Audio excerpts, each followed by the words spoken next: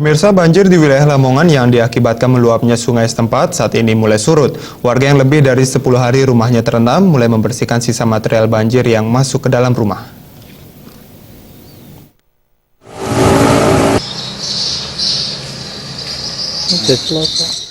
Proses pembuangan air banjir dengan menggunakan pompa berkapasitas besar yang dipasang di Desa Plausan, Kecamatan Babat, mulai menampakkan hasil.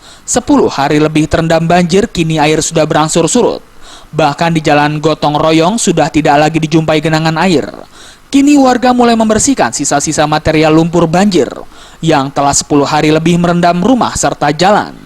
Erik, salah satu warga Jalan Gotong Royong misalnya, sejak surutnya banjir, ia langsung membersihkan sisa-sisa material banjir dan lumpur yang mengendap di rumahnya. Kemarin Mas. Ya. Ini airnya dibuang kemana nih, Mas? Oh, kali awak ke Bengawan Solo. Dengan menggunakan apa tuh? Diesel. Diesel, Mas. Iya.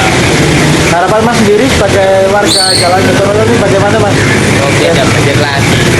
Kalau banjir tidak enak soalnya. Sementara itu, belum surutnya banjir di seluruh wilayah Babat membuat proses pepompaan air yang dibuang ke Sungai Bengawan Solo masih berlangsung. Menurut Yudi, penjaga pompa, 7 pompa penyedot air banjir yang terpasang di Desa Plausan, sebagian akan dipindahkan ke Desa Sawo yang hingga kini masih merendam pemukiman warga setinggi 40 cm. Warga berharap musibah serupa tidak kembali terjadi di wilayah Kecamatan Babat, mengingat akibat dari banjir bandang ini, selain aktivitas warga terganggu, perekonomian warga pun menjadi lumpuh.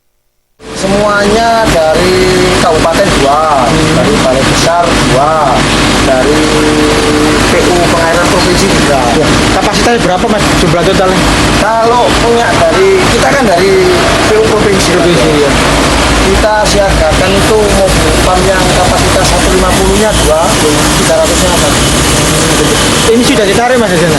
Ini nggak narik, Mas. Kita pindah yang di Sawo. Oh, dipindah di Sawo. Masih banjir. Dari Lamongan, Jawa Timur, Muhammad Bas